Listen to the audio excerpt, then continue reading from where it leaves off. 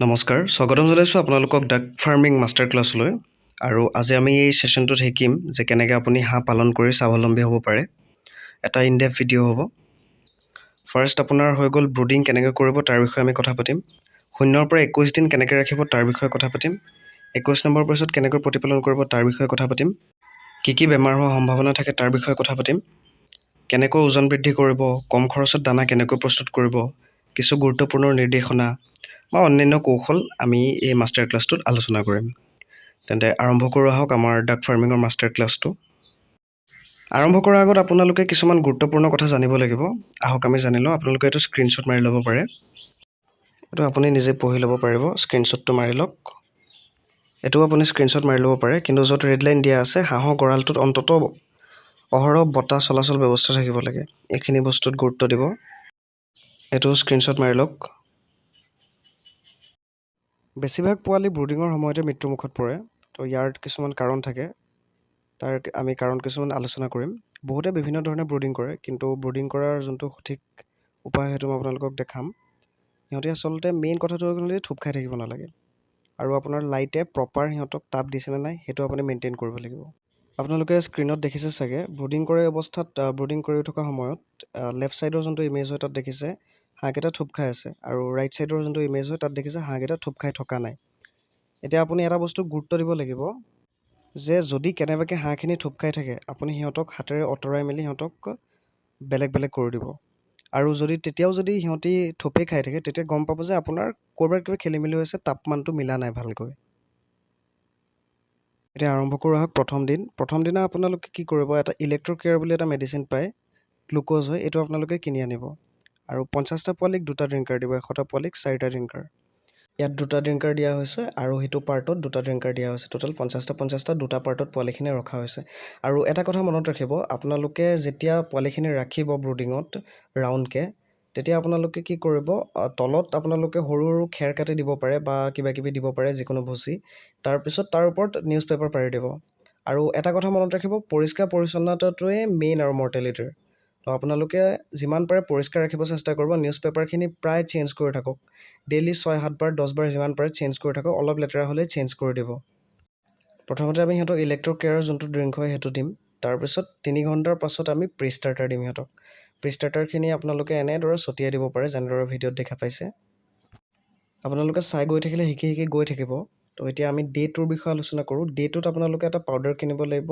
টাৰ্ভেট powder বুলি tetracycline hydroxide যোনটো powder বুলি কয় সেইটো কিনিব লাগিব আপোনালোকে এইটো সিহঁতক খোৱা পানীত মিহলাই দিব লাগিব ডেইলি আপোনালোকে খোৱা পানীত মিহলাই দিব তো গতিকে এইটো এণ্টিবায়'টিক হয় এটা তো ই আপোনাৰ বীজাণু ৰোধ কৰিবলৈ হেল্প কৰিব যদি কেনেবাকৈ পোৱালিখিনি ইমিউন ছিষ্টেমৰ যদি কিবা প্ৰব্লেম হয় বীজাণুৰ কাৰণে বা ভাইৰাছৰ কাৰণে সেইখিনি ৰোধ কৰিবৰ কাৰণে ই হেল্প কৰিব তো আপোনাৰ মৰ্টেলিটি ৰেটটো ডাউন হ'ব বুলি ক'ব পাৰে ডে 3ৰ বিষয়ে ডিছকাছ কৰোঁ আহক তো আপোনালোকে প্ৰথমতে কি কৰিব ডে 3ত দানা দিয়াৰ আগতে সিহঁতক পানী খুৱাব যিহেতু আপোনালোকৰ যোনটো দানা হয় সেইটো ডিঙিত লাগি ধৰাৰ চান্স আছে গতিকে দানা খোৱাৰ আগত পানী খুৱাব দানাৰ ওচৰতে পানীৰ পাত্ৰটো ৰাখিব আৰু ইলেক্ট্ৰকেয়াৰ আৰু টেট্ৰাচাইক্লিন এই 2টা মেডিচিন আপোনালোকে খুৱাই থাকিব আৰু গুৰুত্বপূৰ্ণ কথাটো এইটোৱে যে দিনত আপোনালোকে 8-9 বাৰমান আপোনালোকে সিহঁতক খানা দিব লাগিব ধৰি লওক আপুনি ৰাতিপুৱা দিলে দুপৰীয়া দিলে আৰু ৰাতি দিলে তো তেনেকৈ প্ৰায় 2-3 ঘণ্টা মূৰে সিহঁতক আপুনি খাদ্য দি থাকিব লাগিব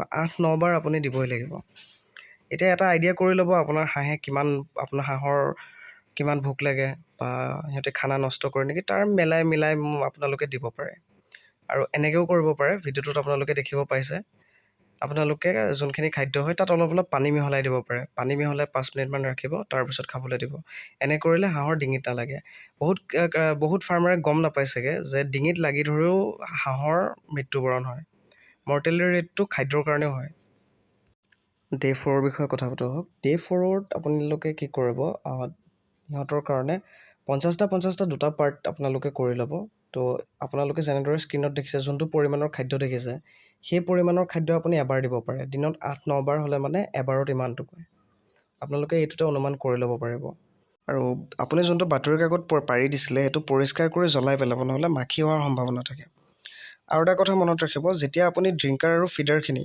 সদায় ধুই ৰ'দত শুকুৱাই সিহঁতক খানা দিব যেনেকৈ আপোনালোকে ভিডিঅ'টোত দেখিব পাৰিছে আৰু তাত টেট্ৰাচাইক্লিন আৰু যোনটো গ্লুক'জ ইলেক্ট্ৰকেয়াৰ এইখিনি অলপ অলপ মিহলাই দিব। পৰিমাণটো আপোনালোকে ভিডিঅ'টোত চাই অনুমান কৰিব পাৰিব, বেছি নহয় একদম অকণমান আপুনি দিব পাৰে টেট্ৰাচাইক্লিন আৰু এই গ্লুক'জটো যোনটো ইলেক্ট্ৰকেয়াৰ।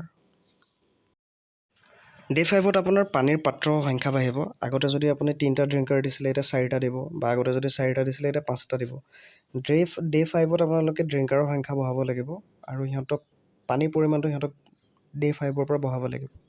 ডে 6 এটা গুৰুত্বপূৰ্ণ দিন হয়, কাৰণ ডে 6লৈকে আপোনাৰ হয়তো 10-12টা পোৱালি মৰিবও পাৰে। মটিভেশ্যনটো হেৰুৱাই নেপেলাব। পোৱালি মৰাটো স্বাভাৱিক কথা। 7-8 দিনলৈকে পোৱালি মৰিব, 8-10 দিনলৈকেও পোৱালি মৰিব। 12 নম্বৰ দিনৰ পৰা আপোনাৰ পোৱালি মৰা কমপ্লিটলি বন্ধ হৈ যাব। যদি কিবা কাৰণত মৰে তেতিয়া নিশ্চয় কিবা বেমাৰ হ'ব পাৰে।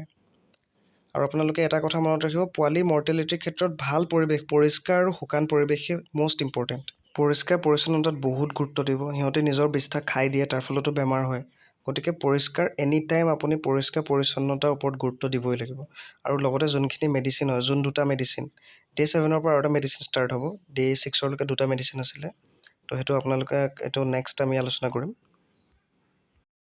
ডে 7ত আপোনালোকে খাদ্যৰ পৰিমাণটো আপোনালোকৰ বাঢ়ি যাব আৰু সংখ্যাটো কমি আহিব। মানে আগতে যদি আপুনি 7-8 বাৰ খানা দিছিলে, এতিয়া আপুনি 5-6 বাৰ দিব লাগিব। আৰু আপোনাৰ এবাৰত কমচে কম 1 কেজিমান খানা খৰচ হ'ব 100 পোৱালিৰ বাবে। তো যদি 5-6 বাৰ দিয়ে তেনেহ'লে আপোনাৰ 5-ৰ পৰা 6 কেজি খানা আপোনাৰ ডেইলি খৰচ হ'ব। আৰু ডে 7ৰ পৰা এনি টাইম 24 ঘণ্টা সিহঁতক পানী লাগিব। পানী সিহঁতি বহুত বেছি পৰিমাণে পানী খাব বিচাৰে ডে 7ৰ পৰা। গোটেই ৰাতিটো যদি আপোনালোকে নিদিয়ে তেনেহ'লে গোটেই দিনটো আপুনি সিহঁতক পানীৰ ব্যৱস্থা কৰিব। ডে 7ত আপোনালোকে এটা মেডিচিন ক্ৰয় কৰিব লাগিব, ভিমাৰেল বুলি। আৰু দুপৰীয়া আপুনি তাত সিহঁতক এবাৰ পানীত মিলাই দিব পাৰে, বা ৰাতি সিহঁতক দিব পাৰে বা নিদিবও পাৰে। দিনত যিহেতু সিহঁতৰ যোনটো হজম শক্তি সেইটো ষ্ট্ৰং থাকে, গতিকে আপোনালোকে দিনত দিলে বেছি লাভজনক হ'ব আপোনাৰ বাবে। দিনত এবাৰ সিহঁতক পানীত মিলাই দিব। পৰিমাণটো তাৰ পিছফালে লিখাই থাকিব, আপোনাৰ হাঁহে কিমান পানী খায় কি কথা, এই আইডিয়া মতে আপুনি দিব পাৰে।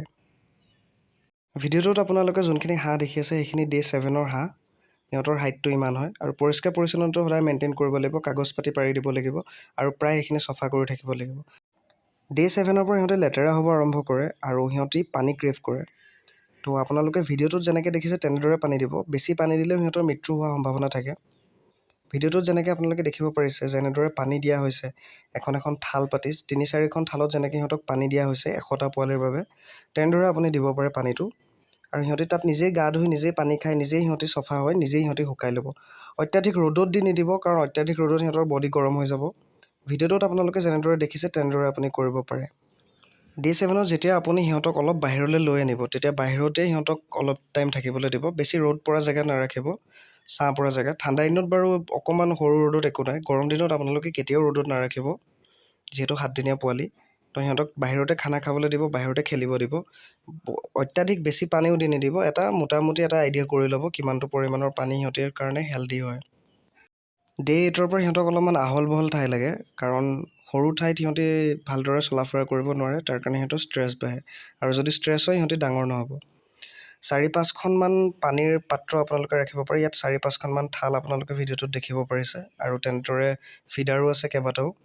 গতিকে যিমান পাৰে তিমান আহল বহলকৈ থাকিব দিব। আৰু 4-5টা এনেকৈ পাত্ৰত আপোনালোকে খাদ্য দিব, যাতে গোটেইখিনিয়ে খাব পাৰে। 4-5খনমান পানীৰ থাল দিব। পানী 24 ঘণ্টা সিহঁতৰ কাৰণে প্ৰয়োজনীয়, পানী আপোনালোকে দি থাকিব। আৰু ইয়াত 2খন প্লাষ্টিকৰ আছে, 2খন প্লাষ্টিকৰ এনেকুৱা পলিথিন আছে। প্লাষ্টিকৰ পলিথিন এখন যেতিয়া সিহঁতৰ লেতেৰা হৈ যায়, সেইখন আঁতৰাই ধুই পেলাই শুকুৱাই দিব পাৰি, যাতে পিছৰখন চলি থাকে। তাৰপিছত আকৌ প্ৰথমৰখন দি দিব পাৰি, ইখন আঁতৰাই। এনেদৰে আপোনালোকে 2খন পলিথিনৰ এনেদৰে কামটো চলাব পাৰে। এই কামটো বেছিদিন নকৰিব, খুব বেছি 2-3 দিনহে পলিথিনত ৰাখিব। তাৰপিছত সিহঁতক আপুনি পটানলৈ পৰিৱৰ্তন কৰিব লাগিব। সিহঁতৰ থকা ঠাইখিনিৰ তলত পটান আপোনালোকে দিব লাগিব। আৰু ষ্ট্ৰং পলিথিন ব্যৱহাৰ কৰিব, কাৰণ যদি আপোনালোকে উইক পলিথিন ব্যৱহাৰ কৰে তেতিয়া সিহঁতি খাই দিব, আৰু খাই দিলেতো প্ৰব্লেম হ'ব। গতিকে ভাল পলিথিন ব্যৱহাৰ কৰিব। আৰু 4টা লাইট আপোনালোকে, এটা ৰাতিৰ দৃশ্য, 4টা লাইট আপোনালোকে দেখিব পাৰিছে ভিডিঅ'টোত। এনেদৰে আপোনালোকে 100টা হাঁহ আপোনালোকে এনেদৰে পালন কৰিব পাৰে, এনেকুৱা আহল বহল ঠাইত। আৰু পৰিষ্কাৰ পৰিচ্ছন্নতা ইম্পৰ্টেণ্ট। পলিথিনত পৰিষ্কাৰ কৰিবলৈ সহজ হয়, কিন্তু কষ্টও হয়। গতিকে নেক্সট আপোনাৰ 2-3 দিন এনেকৈ ৰখাৰ পিছত নেক্সট আপুনি পটানলৈ পৰিৱৰ্তন কৰিব লাগিব। সিহঁতি থকা ঠাইখন পটান কৰিব লাগিব, পটানৰ। আৰু লাহে লাহে যেতিয়া 12 নম্বৰ দিন পৰিব, তেতিয়া আপোনালোকে দেখিব হাঁহখিনি কিমান টাইমত ভোকত আছে, কিমান পৰিমাণে খাদ্য খাইছে, এই গোটেইখিনি ন'টিচ কৰিব। ভোকত থাকিলে সিহঁতি চিঞৰ বাখৰ কৰিব, আপুনি ওচৰলৈ আহিলে সিহঁতি খাওঁ খাওঁ কৰিব। গতিকে এই বস্তুখিনি ন'টিছ কৰিব, সেইমতে আপোনালোকে খাদ্য দি থাকিব। এনেদৰে প্ৰায় 17 নম্বৰ দিনলৈকে এনেদৰে চলাব। তাৰপিছত আপোনালোকে 17 নম্বৰ দিনৰ পৰা সিহঁতক পানী দিব পাৰিব। অত্যাধিক বেছি পানীও নিদিব, অলপ অলপ পানী দিব যাতে সিহঁতে গা ধুব পাৰে ভালকৈ। এনেদৰে 3-4 দিন আপোনালোকে সিহঁতক এনেকৈ পলিথিনত ৰাখি তাৰপিছত আপোনালোকে সিহঁতক পটানত কৰিব পাৰে, পটান সিহঁতৰ কাৰণে ব্যৱস্থা কৰিব পাৰে। কাৰণ তাৰ আগতে যদি আপোনালোকে সিহঁতক পটানত ৰাখি সিহঁতি খাই দিব পাৰে পটানটো, আৰু খাই দিলে সিহঁতৰ পটান হজম নহয় সেইটো টাইমত। এতিয়া সিহঁতি খাবলৈ চেষ্টা কৰিব, কিন্তু এতিয়া সিহঁতি যিহেতু ডাঙৰ, গতিকে সিহঁতি অকণমান খাই পেলাই পিছত গম পাব যে এইটো আমাৰ খাদ্য নহয়, তো গতিকে খোৱা বন্ধ কৰি দিব। কিন্তু সৰু হৈ থকা অৱস্থাত সেইটো সিহঁতি নকৰে। বৰ্তমান ছেশ্যনটো আমি ইয়াতে এণ্ড কৰিছোঁ। নেক্সট আমি ডিছকাছ কৰিম কিমান পৰিমাণে খাদ্য দিব লাগে, কিমান দিনে হাঁহক কিমান পৰিমাণে খাদ্য দিব লাগে, বা আৰু কিছুমান কৌশল যেনেকৈ আৰু মেডিচিন কি আছে, বা বেমাৰ কেনেকৈ আৰু ৰোধ কৰিব, কি ভেকচিনেশ্যন থাকে, ভেটেৰিনেৰীৰ পৰা কেনেকৈ হেল্প পাব, ডাক ফাৰ্মিঙৰ কাৰণে লোন কেনেকৈ পাব, এই বিষয়ে আমি ফাৰ্ডাৰ ডিছকাছ কৰিম। চ' আজি আমি ইয়াতে এণ্ড কৰিছোঁ।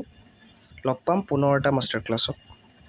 পাৰ্ট 2, পাৰ্ট 3, পাৰ্ট 4 আৰু 3টা পাৰ্ট আহি আছে, আৰু এটা পাৰ্ট আহিব ফাইনেল পাৰ্ট। ফাইনেল পাৰ্টত আপোনালোকে কমপ্লিটলি গম পাব, সকলো প্ৰচেছ গম পাব। আজি বাছ এটা আইডিয়া দিবৰ কাৰণে প্ৰস্তুত কৰিছিলোঁ ছেশ্যনটো। নেক্সট ছেশ্যনকেইটা অলপ এডভান্স হ'ব, গতিকে ৰেডি থাকক। থেংক ইউ অল, সকলোকে ধন্যবাদ। পুনৰ লগ পাম।